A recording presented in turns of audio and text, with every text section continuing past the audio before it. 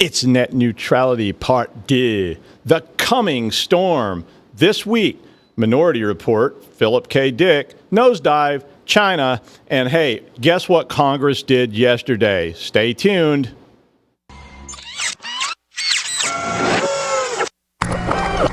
This is a Security Weekly production.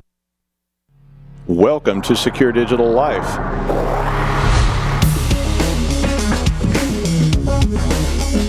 And you type in AAA porn or whatever it is you're typing in. I'm sorry. I was at a PG show. And I'm really excited to be here. I'm glad you're here because somebody needs to know what's going on. That's right. Okay. So now somebody has to drink this. It's another day. It's another episode. Yeah, he's looking at the wrong camera. Oh, you put my camera over here. Basically, forget you ever saw that. I think actually forgetting you ever saw that would really be a good idea at this point.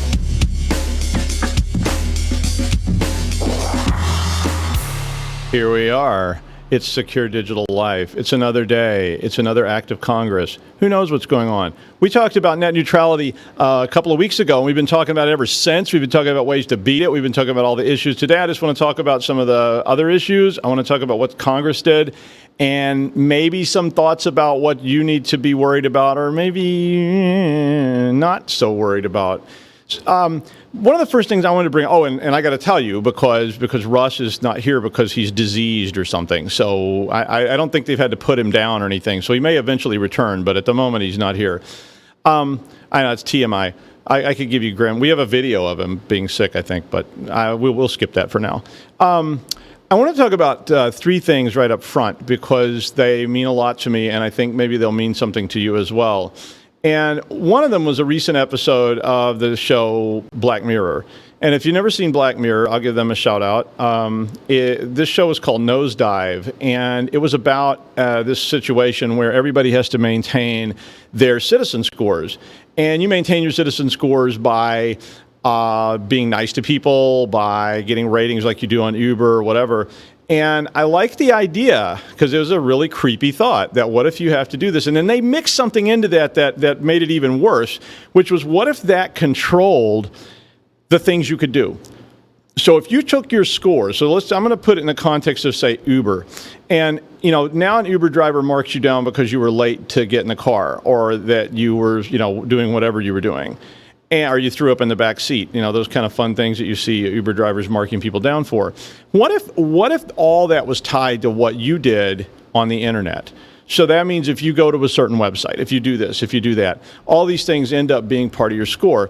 And that nosedive episode of Black Mirror tied in very heavily to the idea of China. And what China did and is doing is they started developing this thing called citizen scores. And that sounded pretty scary to me when I started reading about it because what they're doing is they're looking at what people do on the internet and using it as a basis to try to determine whether they should make you loans, whether you could do certain things, and it's essentially a good citizen score. One of the questions that came up right away with China was, what if you couldn't get a train? Because buying a train ticket meant essentially getting a loan, which essentially with your mobile device, which essentially meant, wow, what if you couldn't get on a train because of your citizen score? Suddenly that whole thing gets this very ominous, dark chord tone in the background, which I swear I'm going to get a keyboard up here so I can do things like that and I can just kind of go da-da. But the point of that is that Nosedive and the things in China, one is a TV show, one is real, are both kind of scary things that relate to net neutrality at the same time. The other one I wanted to mention was Minority Report. One of my favorite writers, if you've never read stuff by him, you may or may not like him, is Philip K. Dick. And Philip K. Dick was a pulp fiction writer, essentially, back in the 50s. And he wrote a book called Minority Report in 1956. And I know they made a movie of it with an actor who I'm not going to name because I don't like him, but tough. But the book is essentially about what if the government could predict, and we won't get into all the sci-fi nonsense with it, but what if the government could predict your behavior based on something that you were doing? So could you predict someone was going to become a terrorist? And how could you predict that? And so what that starts to become is, what if I could monitor everything that you did? So I look at your Instagram, and I look at your Facebook and your tweets, and I start putting all that together, and we're going to bring in a big word here. It's not a big word, big data. So the whole idea of big data is that, what if in big data I can write algorithms, and I have a friend who does this, and he's a really clever guy. What if you could write an algorithm that could sort through immense amounts of data and use facial recognition, site recognition, content recognition, and start to develop a profile of a person? Sounds interesting to me so far. I think you could. I really think you could do that to some degree. We already do it. We do it based on when you go to Amazon, and in fact, on my Amazon today, thanks, daughter. My daughter was buying all these little tiny hands. I meant to bring some that you put on your fingers. So you have these little hands on each finger, and it's like super creepy. And they were doing this at a show the other night. And I was like, okay, now my whole Amazon feed is inundated with little tiny hands and little tiny feet. Yeah. Which means that I just got put into like uber creepy category number 17 of like the, hand and feet molester or something like that. And you just don't know where that goes. But what if I could take all that and I could start to predict your lifestyle based on that? One more reference, and then we'll talk about what the Congress did. Think about the movie Gattaca from 1997. I don't know if you ever saw it, but if you've never seen it, it's actually a pretty interesting movie. In the movie Gattaca, everything is based on genetics. And so everybody has to basically validate themselves constantly by touching these little scanners that take a sample of your blood and then match you up to your genetic profile. Because they have genetic profiles for everyone, that can predict when people will die, what kind of diseases they will get. And there's lots of sci-fi genre stuff, if you go read, that you will find related to that, about can you get health care? And that's another whole can of like snakes. I won't even call it worms. It's more like snakes. But the whole healthcare thing is another whole can of snakes that's out there on the horizon as well. But what if I could predict that you're a person who lives an unhealthy lifestyle because I look at your purchase history on the internet and I say that person orders alcohol over the internet. Maybe they have a drinking problem, and on and on and on. And Gattaca kind of led into that sort of idea altogether. But so what happened yesterday is what we're talking about now. The Congress, both houses, basically rolled back, and we've been talking about this for 2 weeks, they rolled back the Obama-era privacy regs that were pushed in 2015. And what this is called it's called Title II net neutrality. And Title II is the Telecommunications Act of 1934, if you can imagine. And then the Telecommunications Act of 96 and all this stuff. But basically what this did, and we've talked about it before, but I'm going to talk about it again because you can just not beat that dead horse enough. Let me tell you. The idea is that ISPs need to have rules imposed on them or not. And some people say we need rules on the ISPs and others say we don't. But there's a complicated problem here. And it's called the problem of the Federal Trade Commission and the FCC, the Federal Communications Commission. So this is two different federal things, all right? So one of them controls business type transactions and one of them controls communications, but only public airwave communications. The FCC controls people like Cox and Comcast, but the FTC controls other ISPs like Google and Facebook and people like that. So here's the thing. When you're worrying about this, maybe you don't need to worry quite so much, because Google and Facebook and Twitter and all those things, Amazon, that you're using are already profiling you. They're already collecting your personal information and selling it. So one of the big things that people got all freaked out about this was, are the ISPs now going to be able to track you? And we've been talking about that, about using Tor and all this kind of stuff. The real pro argument to repealing the Title II net neutrality stuff from 2015 is just basically that because some entities are controlled by the FTC and some entities are controlled by the FCC, that different standards are being applied to different players and the playing field is not level. And this favors Google and so on. Now, here's the bad news. I'll give you a famous quote. Senator Ted Stevens from Alaska, back, I think it was in 2014 or something. And this is the person who's writing these, and not Ted Stevens himself, but this is the group of people writing these kind of pieces of legislation. Describe the internet, and I'm going to quote him. Okay, if you haven't heard this quote, get ready. All right, I'm going to quote him. So, quotes: "The internet is a series of tubes." That's literally what he said. The internet is a series of tubes. So one of the issues with this to me is that the FCC and the FTC are both components of our government that maybe are being run and directed by people that say things like the internet is a series of tubes. And that kind of worries me a little bit, because I'm not totally convinced that Senator Stevens actually understands the internet. I mean, maybe he does, and he just misspoke, and he meant to describe it as something else. But hey, it could be a series of tubes. I don't know. It was probably an analogy. Maybe it was subject to interpretation. It was a parable. Who knows?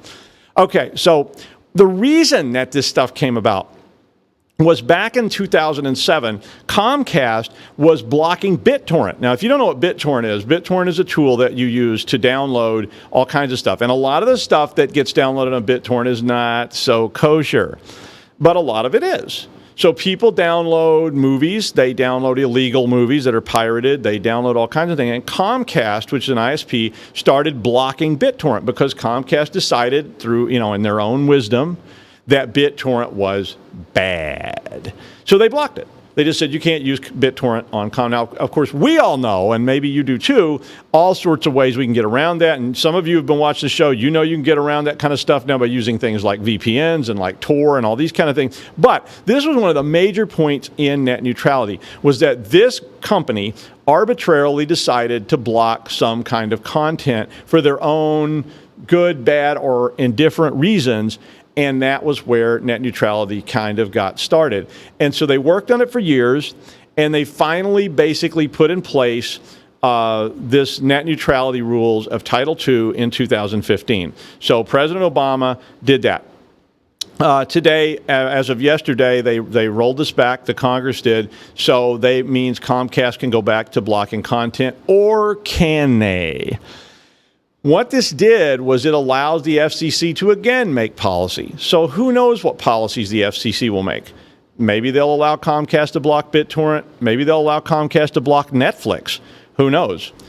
A second issue. So there's a whole bunch of issues here, and it's so complicated. A second issue is what is called paid prioritization.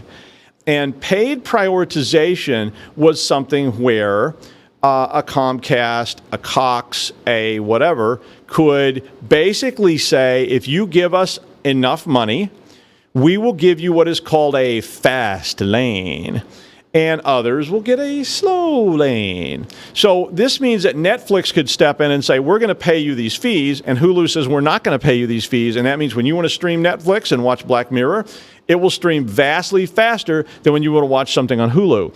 And so there was a lot of concerns about this creating some kind of uneven play field or unfair competition. And again, so net neutrality stepped in and said, you can't do this. You can't have paid prioritization. You can't use fast lanes at all. So in 2015, all that went into place, sort of. It still hasn't been sorted out. It's not exactly clear exactly how it was being imposed or legislated, but it was there for a little while. So three biggest components of net neutrality that has now been rescinded.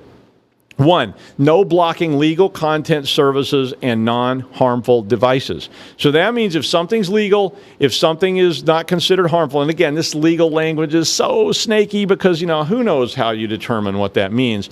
But so, if a website in Denmark is broadcasting porn that's legal in Denmark, can you watch it in the U.S.? Can Comcast block it because now it's illegal? I mean, and then you end up with a room full of lawyers and they all slap each other for a while, and then somebody makes a decision about what's going to happen.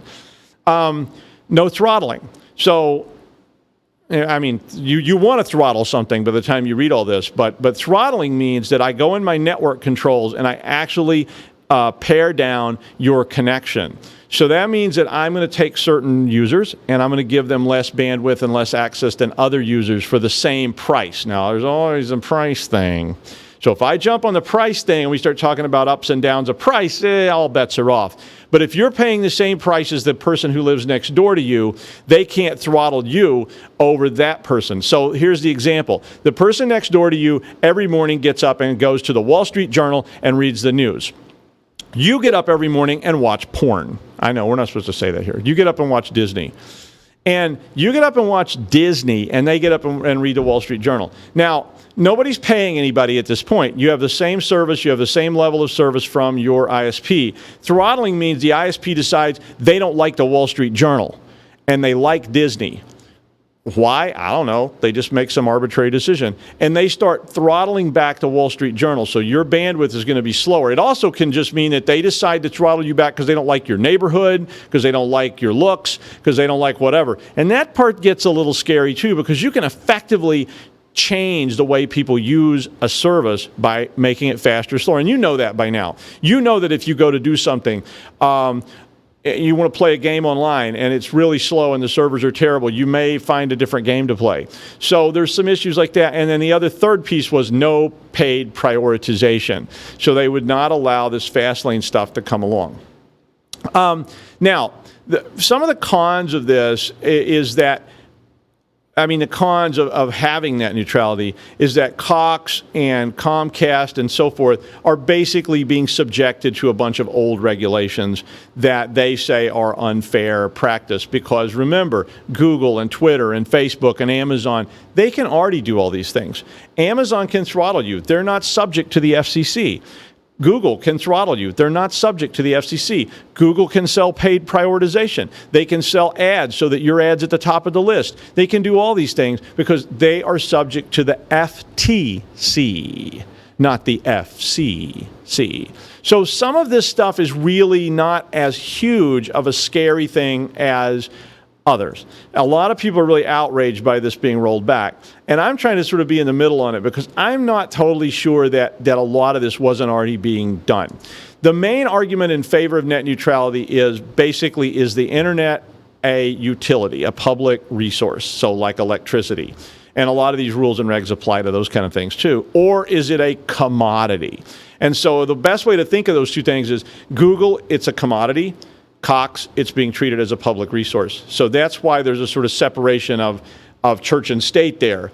One of them is getting a different kind of treatment than the other one. And so that's Cox's and Comcast's whole argument about this. So the things that you need to remember primarily about some of this stuff. One, if you're using Amazon, Tor isn't going to help you. Amazon can still profile you if you use an account on Amazon. Now, I guess if you're fully anonymized, so if you go in, you create a fake identity with fake credit cards, fake bank accounts, and you take it all the way down the line, I guess there's some way you could get a little, I live in a cabin in the woods and keep my fingernail clippings in matchboxes because they talk to me at night. Maybe you can be that level anonymous, but it's very, very difficult for most of us to maintain that kind of anonymity on the internet. And that worries me just a little bit. Because I'm not sure we're going to be able to get around that regardless. But as this was repealed, there are some bad things that could, and that's in bold, could, not will, just could. And I'll talk about why maybe they won't too. One of those things is censorship. And certainly in our culture, in our society, we have seen censorship done before. Long ago, they censored movies. They quit doing that, and they sort of started using a de jure type of censorship, which is called the Motion Picture Ratings Association, and that's all a big nebulous snake pit, too. But censorship is something that they could start doing. So now, under net neutrality, they're not allowed to do that. So unless it's illegal content, and we already talked about that a little bit, under that, what happens is if an ISP decided they do not want to support, say, fake news, and what does that mean? Beats me. What about inappropriate? There's a famous old quote about, I don't know what pornography is, but I know it when I see it. Different people have wildly different interpretations of what that means. But what if an ISP, and I try to stay out of the political piece of it, but what if an ISP is owned by a family who absolutely hates baseball? We'll just keep it off the whole pornography thing and religion thing. Boy, it would be fun, though. Hold me back. But let's just say they hate baseball, and they decide that they're going to censor baseball. I mean, they have an argument that baseball is, this game they don't like, that it's, the players behave inappropriately or people were spitting or something and it really bothered them. So there's a bit of an issue there, but let me just put it back in context. This has been going on forever. Think about this one. HBO. You ever watch HBO? Wow. I mean, it's like, you have to put nudity in capital letters for some of the shows, and I'm not offended. I don't get offended. I mean, you can have nudity on the city streets for all I care, but think about how HBO is treated versus how ABC or NBC is treated, because the FCC controls ABC, NBC, CBS because they're considered public airwaves. HBO, on the other hand, is on cable. It's not broadcast, so the FTC gets involved. Same thing. And so far, we haven't seen vast amounts of censorship that we know about. Of course, would you know it if it was happening? No, you wouldn't. So who knows? Another one that comes up is discrimination. There's been some discussion about that. Could these entities decide they're going to discriminate against a group of people because they don't like them, because they're biased? And certainly we have plenty of controversy about that kind of stuff right now in our society. And here's the scariest one of all.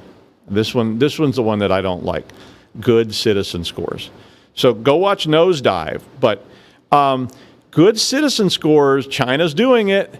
Why can't the U.S. do it? And if they can take your information and sell it, guess who could buy it? How about the government?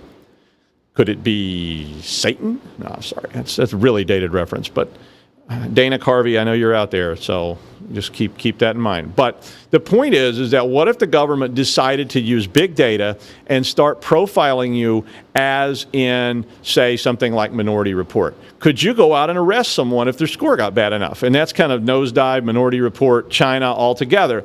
What if you go to Al Jazeera and you look at the news and your score goes down, and you go and look at Breitbart and your score goes up? Or fill in whatever blanks you want to put there. All those things would have a massive effect on how society and how the internet itself actually works. But remember, this is not being done already. I mean, some of this is already going on. Amazon is profiling you. Google's profiling you. I just keep saying that because I want to be sure you understand that that kind of thing is going on. So the bottom line is ISPs feel they're being treated unfairly because they're subject to regulations from the FCC as opposed to the FTC, like Google and Amazon and all those people, and so on. All the negatives, well, they may already be there. Amazon could already be selling your information to the government. I don't think they are, but they could be. And if that was going on, then guess what? That's going on. That's about all the time we have to talk about this crazy, insane topic. I do want to tell my friends at Lands and Lake Mobile Detailing. They told me they were going to watch today. Hi, Dave. You know who you are. We'll see you next week on another episode of SDL.